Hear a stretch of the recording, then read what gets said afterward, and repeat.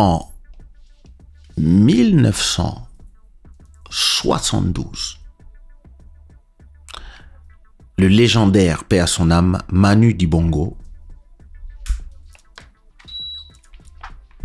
sort Soul Makossa. Et il y a des gens qui ne comprennent pas ma démarche par rapport à la protection de mes droits et qui pensent que c'est un truc personnel, mais l'histoire que je vais vous raconter va vous permettre de comprendre mon point de vue. En 1972, Manu Dibango sort Soul Makossa. Il y a 49 ans. Incroyable. Légende, paix à son âme. Et la chanson passe. C'est une des premières chansons qui passe dans les radios à New York et qui devient une chanson mainstream au niveau international. Une chanson africaine, évidemment. Et donc, incroyable. Et donc, tout le monde connaît. Mama say, mama sa, mama kosa. Bon. Quelques années plus tard, en 1982, Michael Jackson est en train de créer son album Thriller, qui deviendra l'album le plus vendu de tous les temps, ou un des albums les plus vendus de tous les temps. En tout cas, en termes de CD, avant les streams, là, tout ça, c'est l'album qui va le cimenter comme roi de la pop. Et quand il est en train de faire ses démos, qui vont être réalisées par Michael Jackson, il fait un peu comme Shakira, ma petite Shakira. Il dit non, je marchais au bord du lac et puis l'esprit des ancêtres est venu à moi et m'a dit Mama c'est, mama ça, mama kousa. Mama c'est, mama ça, mama kousa. Mama c'est. Ah. Donc,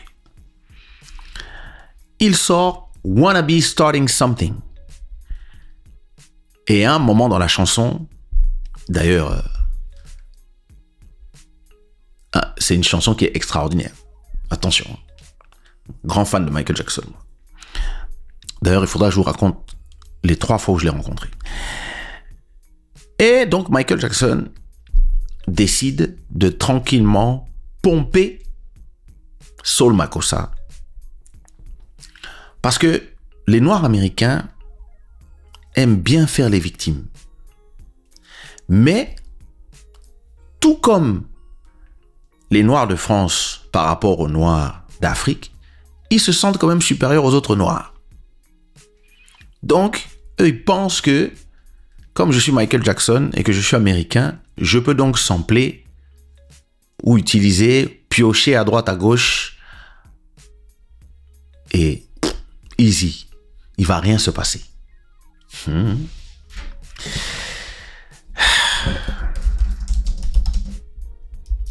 Et donc, il décide de plagier calmement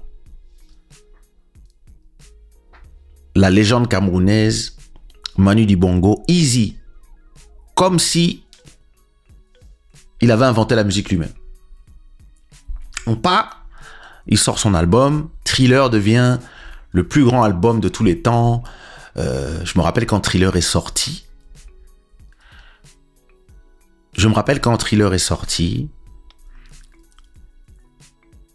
On avait vu le clip de Thriller au journal télévisé de TF1, je me rappelle.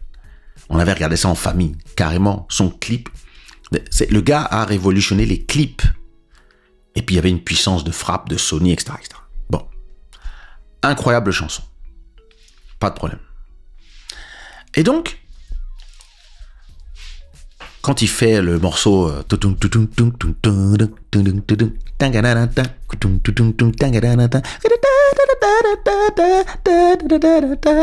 puis un moment et puis un moment terrible chanson, Sauf que la partie qui dit Mama c'est, Mama ça, Mama Kosa, c'est quelque chose qui a été inventé et écrit par Manu Dibango. Donc Manu Dibango dit wow. Mesdames, il va falloir se calmer. La partie là, c'est moi qui ai écrit, vous m'avez plagié. Donc, Manu Dibango fait ce qu'on appelle un copyright infringement, c'est-à-dire un procès pour violation de ses droits en France.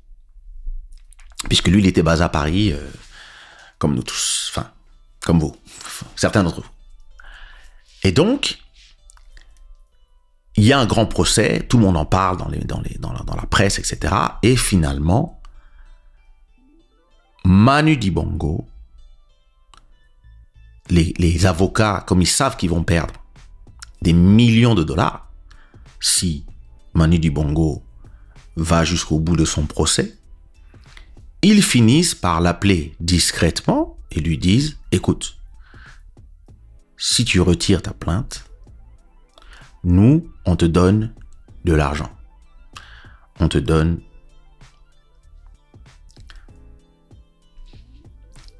Ça n'est pas connu combien il a reçu, mais apparemment, d'après ce que les gens de l'industrie disent, il a reçu entre 100 000 et 150 000 dollars.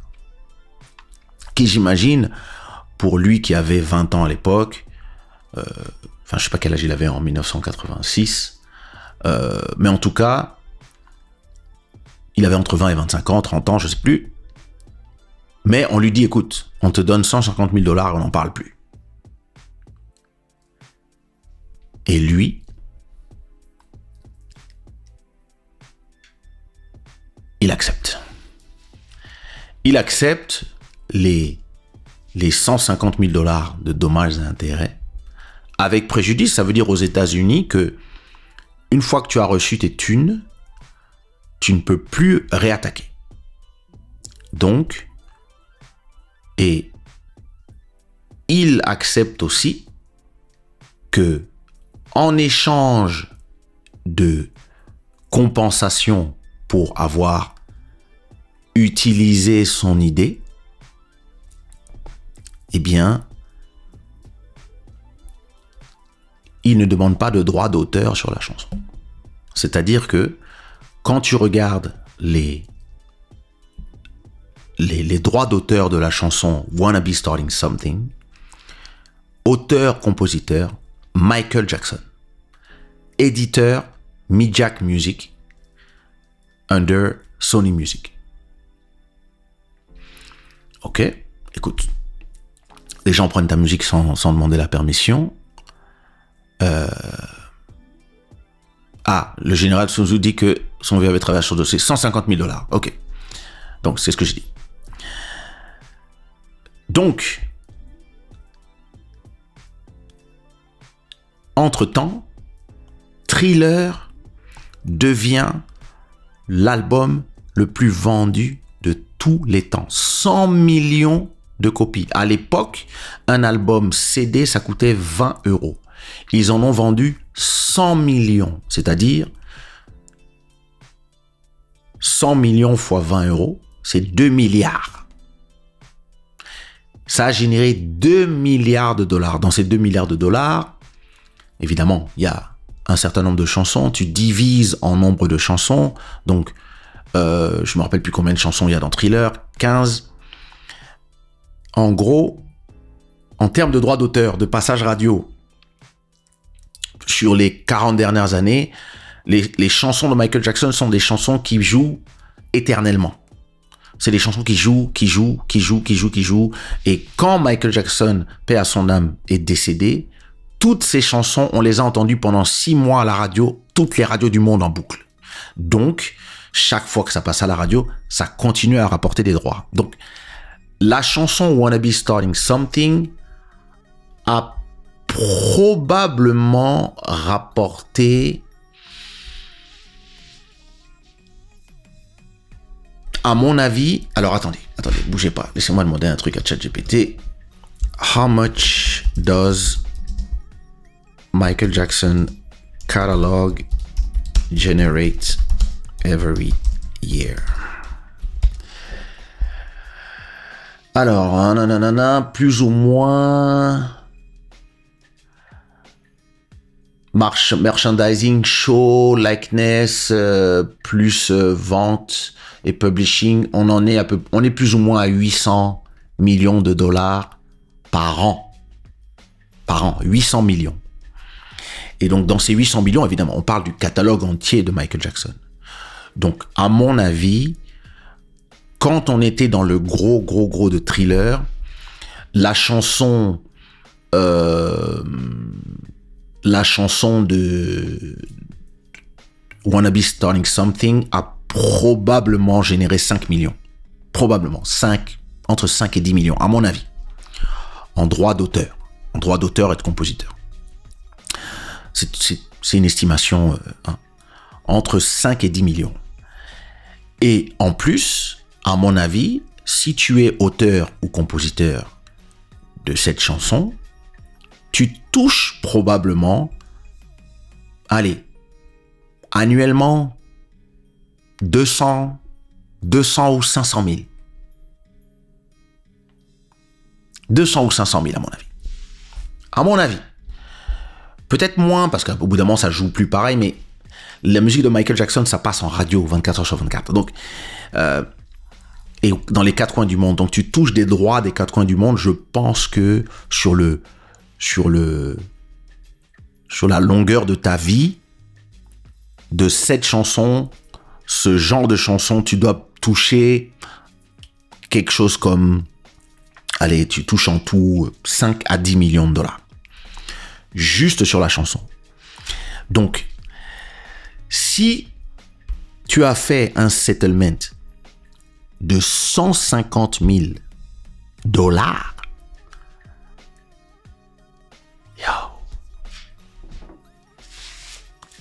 c'est le pire.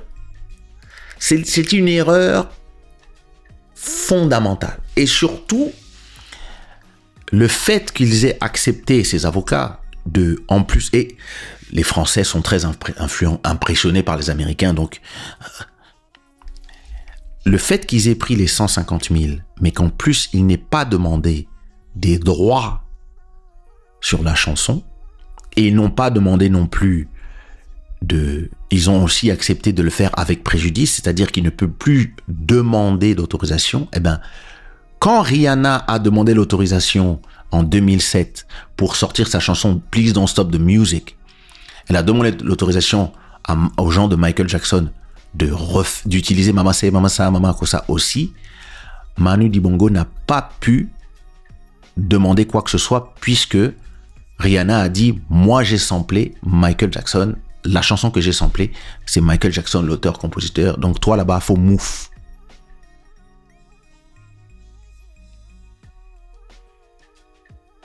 Donc, c'est-à-dire que Rihanna a peut-être encore généré, je ne sais pas. Et Manu Dibango a attaqué Rihanna en 2009 et il a été débouté. Il a été débouté parce que on lui a dit en 1980, tu avais déjà settle, tu as pris tes 150 €, maintenant il faut mouf là-bas.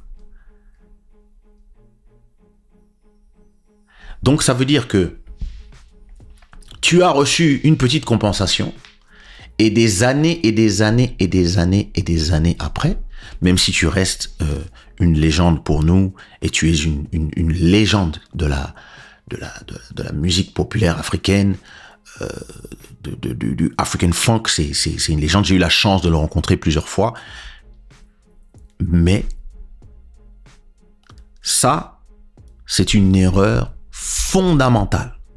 Parce que il y a des chansons, quand tu es un artiste, que tu fais une fois. Il y a des occasions, un moment de financièrement être à l'aise, toi et ta famille et tes enfants et tes petits-enfants. ces occasions-là, parfois, il y a des gens qui les ont plusieurs fois, mais parfois, ces occasions, elles arrivent une fois. Et si tes avocats font n'importe quoi et te disent bah, prends seulement 150 000 euros, après on n'en parle plus, et qu'après la chanson génère pendant... Parce que l'affaire date de 1980. En 2009, Rihanna générait peut-être 1 million d'euros ou 2 millions sur la nouvelle version. Si même tu avais pris 30%, 20% de la chanson en question, mon cher, tous les mois, là, ta SACEM te versait 20, 30, 40, 50, 60, 100 000. À la mort de Michael Jackson, paf, tu regagnais 500 000 et ainsi de suite. C'est-à-dire que je vous explique tout ça pour que vous compreniez pourquoi je défends férocement mes droits. Parce que vous pensez tous que c'est une question de se faire un chèque sur le dos des gens ou que c'est une question de... Non, c'est une question de principe. C'est une question de principe et c'est une question que moi, je ne veux pas que mes enfants demain, il y ait quelqu'un qui sample mes affaires sans autorisation et demain, imaginons, en 2050, il y a quelqu'un qui sample une chanson qui est basée sur ma chanson et les gens donnent l'autorisation, prennent 50% des droits et moi, j'ai rien. Alors que votre chanson est basée sur ma chanson. C'est pour ça que je suis féroce. Parce que ce genre d'histoire, ça t'apprend que tu dois faire respecter tes droits. Si tu as composé quelque chose et que les gens ont utilisé un bout de ta composition, tu dois aller voir les gens et leur dire « Hey, je veux 50% des droits. » Parce que ta chanson est basée sur ma chanson.